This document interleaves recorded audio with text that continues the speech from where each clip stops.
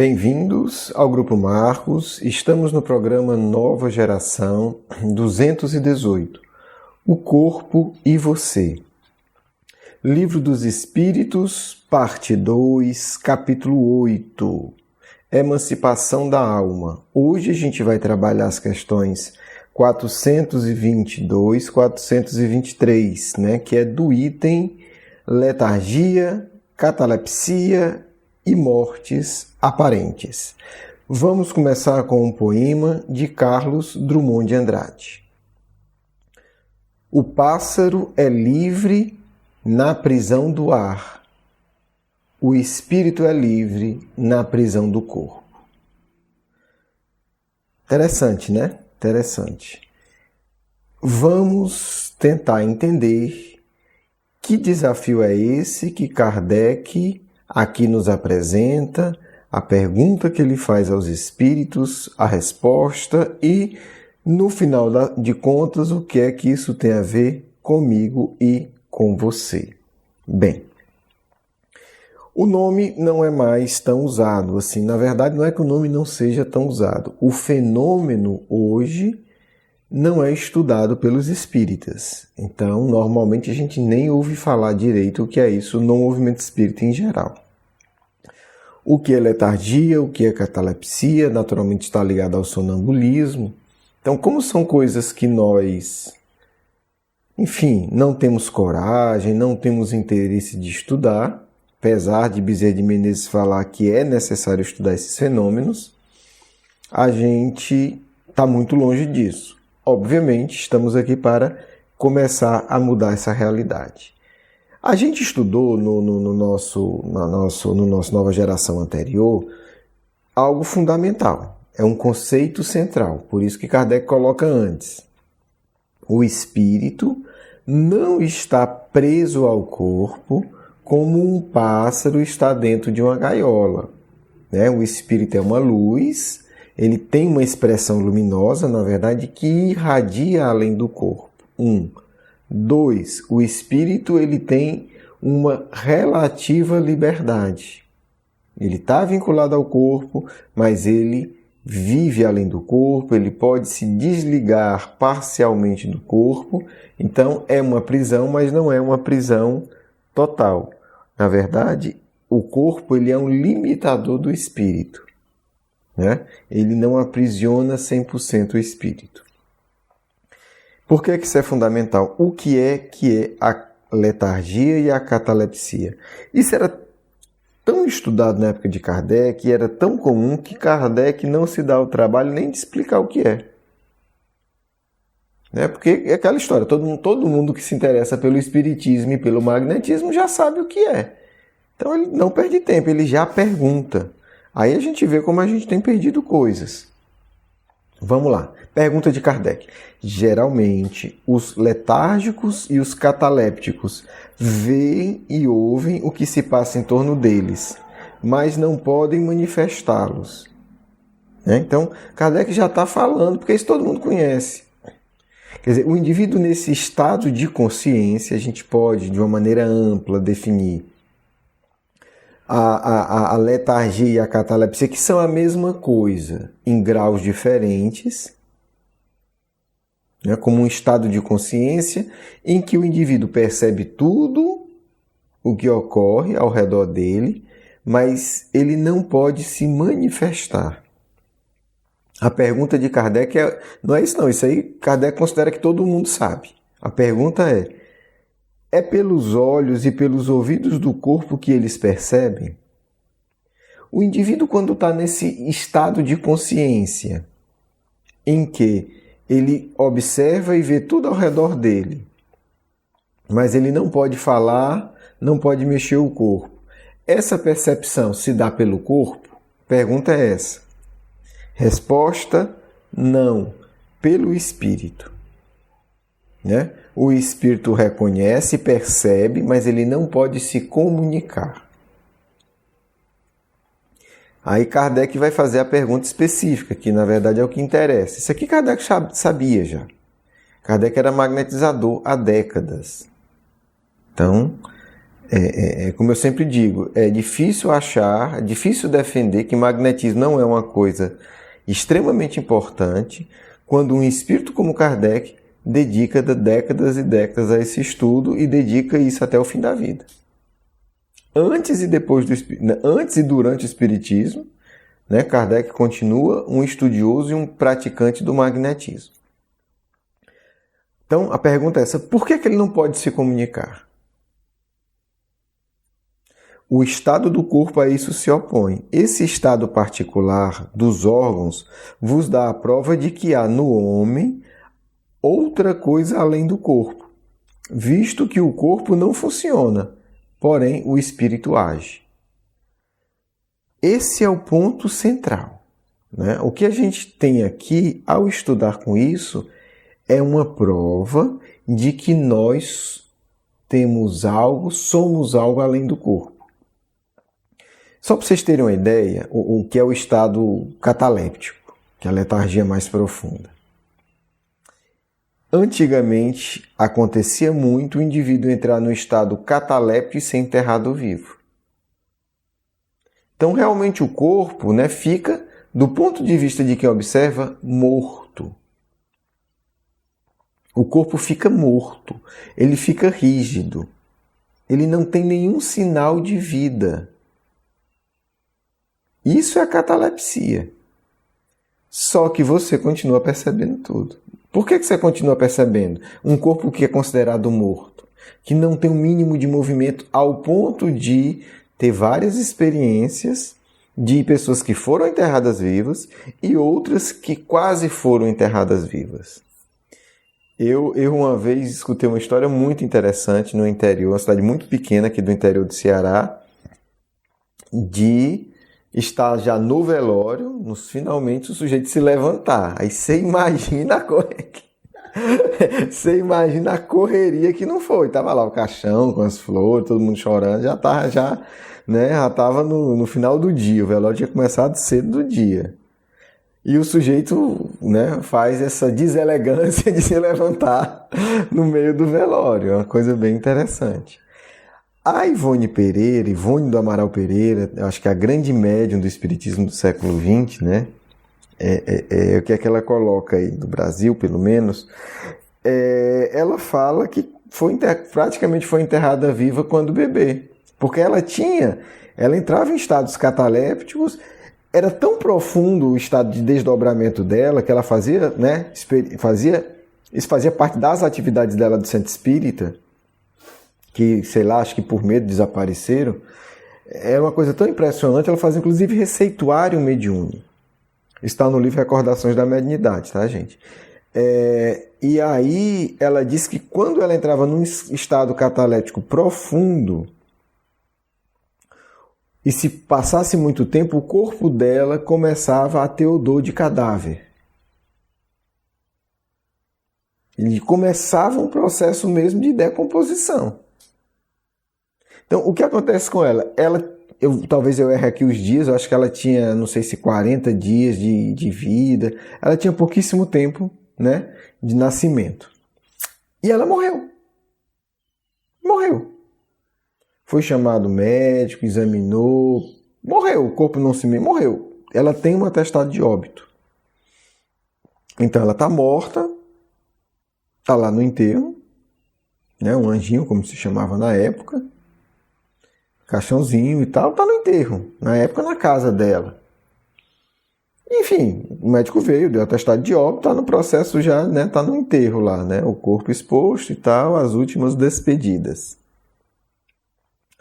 A mãe dela, no ato de desespero emocional, tira ela do caixão, leva ela pro quarto, chorando com ela, abraçada, chorando muito, fazendo uma prece, pedindo a Maria que a salvasse, que a socorresse, assim, um ato, né, dolorosíssimo, né, dizendo que ela dedicaria a filha a Maria, que, né, é interessante porque a Ivone do Amaral Pereira vai trabalhar com suicidas, né, e o espírito responsável na Terra que socorre os suicidas é Maria de Nazaré. E aí, naquela prece, naquele calor, naquela doação de energia, naquelas energias superiores que a prece atraiu, ela começa a chorar. E o bebê acorda da morte. Então, o que é que acontece? É uma faculdade, é uma possibilidade humana extremamente interessante que todos nós, né, ou muitos de nós pode ter, e que muitas vezes causa uma série de problemas porque a gente não cuida, a gente não pesquisa, a gente não faz as experiências, obviamente orientada pelos bons espíritos, né? E isso mostra essa relação. Por que eu coloquei esse poema? Porque no final das contas, o corpo, ele não é para ser uma prisão. A encarnação, ela nos dá possibilidade, na verdade eu digo, ela nos estimula a buscar essa liberdade. Nós só ficamos estritamente presos ao corpo porque a gente quer. Porque o corpo dá a possibilidade de nós voarmos como o ar dá a possibilidade do pássaro voar. Porém, para voar é necessário bater as asas. É necessário exercitar-se. É necessário, como o pássaro que está aprendendo a voar, né? Esforçar, não conseguir, se atrapalhar, fazer a experiência, não dar certo. Mas todos nós devemos, aí é que está, todos nós devemos fazer esse esforço de libertação do corpo ainda encarnado. O espírito ele cresce adquirindo controle sobre o corpo. E uma dimensão essencial de adquirir esse controle é poder afastar-se dele, percebendo o que está ao redor dele. Ah, mas eu quero isso, cadê? Né? Aí você tem que realmente começar um programa sério de autocontrole, de aprender a relaxar o corpo, de ter um domínio. Às vezes a gente não tem um domínio que um animal tem sobre o corpo. Nós estamos num período de tanta perturbação que um cachorro, um cavalo, um gato tem mais domínio sobre o corpo dele do que a gente sobre o nosso. Então, o domínio sobre o corpo começa com o domínio mais básico. Eu tenho o poder de relaxar meu corpo? É uma pergunta até embaraçosa, né? Causa até vergonha, porque a gente imagina um animal, ele é muito tranquilo. Ele tem um momento de agitação e um momento de calma dele de uma forma muito definida.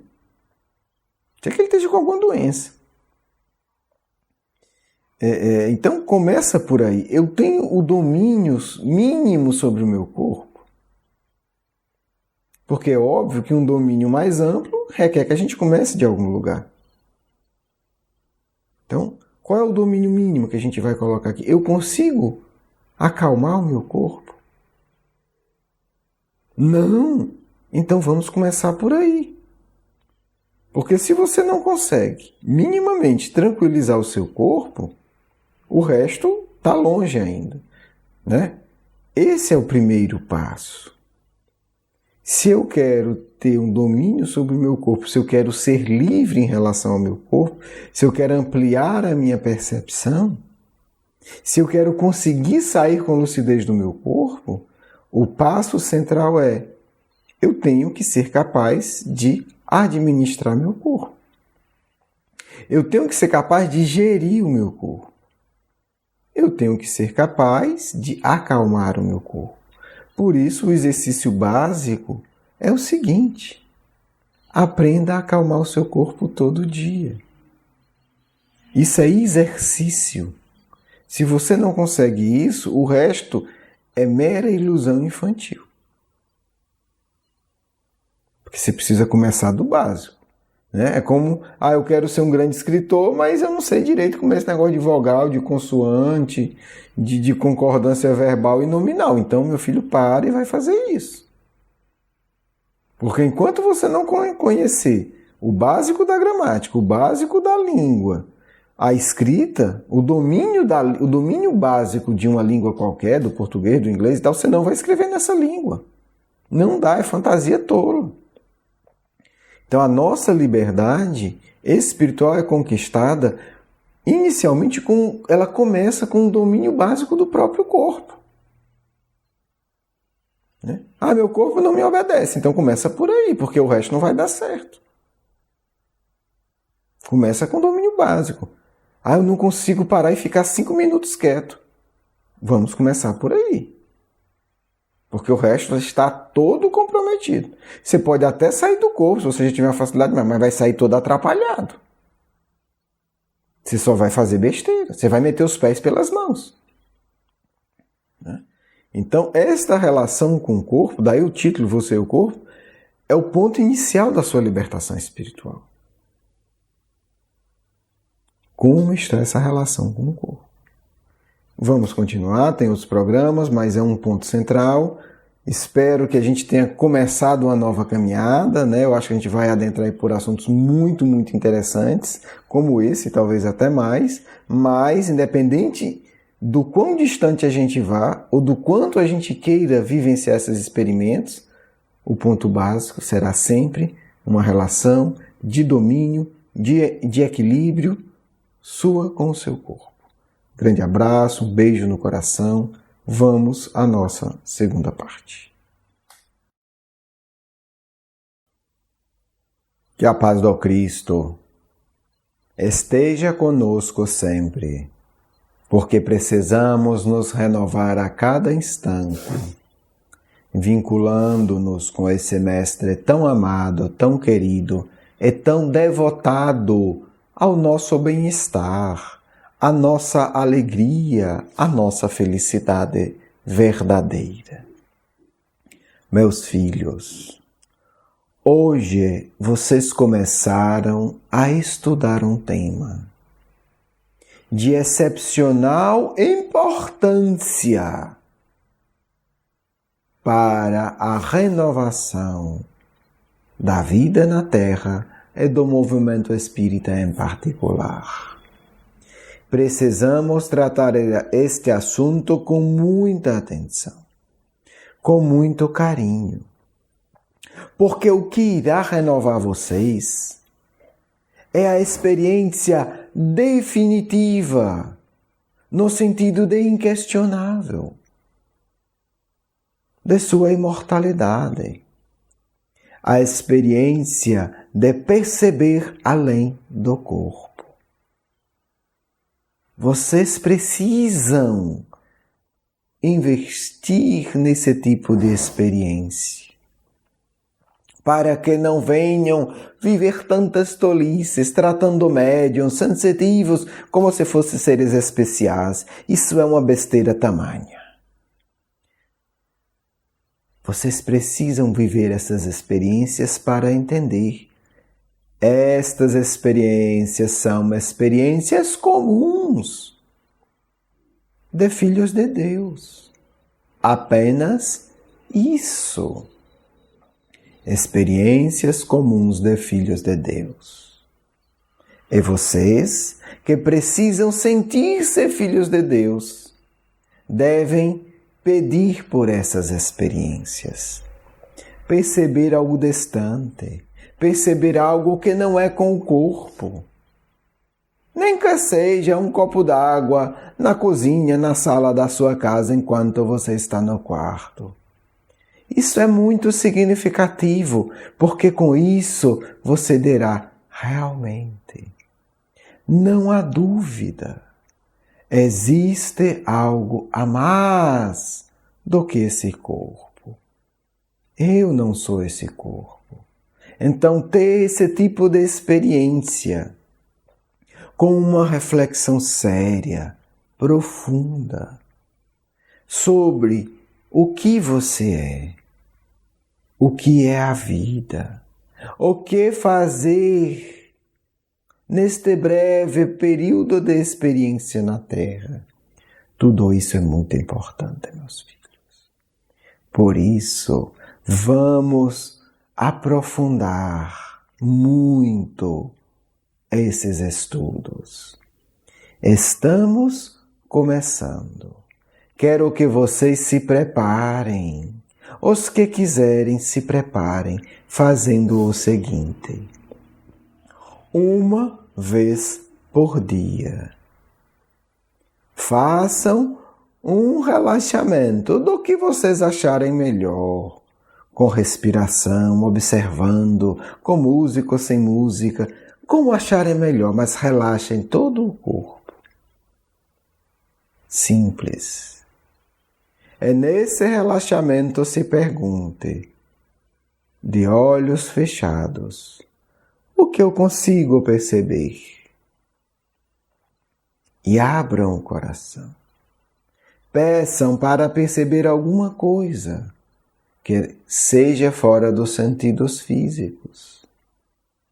Façam isso todo dia, filhos.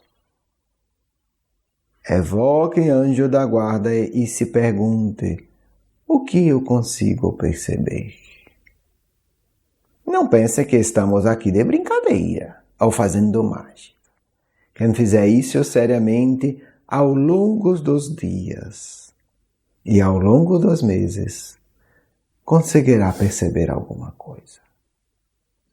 Poderão ser, naturalmente, serão coisas diferentes para cada um de vocês. Isso é muito importante. Vocês precisam ter seriedade, dedicar-se cada vez mais a perceber algo sem o auxílio do corpo físico. É um exercício simples, mas se vocês fizerem evocando a proteção do Cristo e a presença do anjo da guarda de vocês, eu asseguro, faremos com vocês experiências muito interessantes. Não tenham medo, dedicação, continuidade, seriedade e muita coragem, porque Deus quer que todos os seus filhos tenham plenos poderes espirituais. Vamos começar, filhos, e evoquemos o Cristo como o patrocinador desta experiência que eu farei com muitos de vocês, com todos os que quiserem, não importa em que momento você ouve esse programa, eu estarei presente. Paz a todos, do amigo espiritual de sempre. Quero agradecer o seu carinho, a sua atenção e para conhecer mais do nosso curso Educação Espírita, um convite à juventude, do nosso programa Nova Geração e os nossos livros, por favor visite o nosso blog grupomarcos.com.br. Você é muito bem-vindo. Um grande abraço.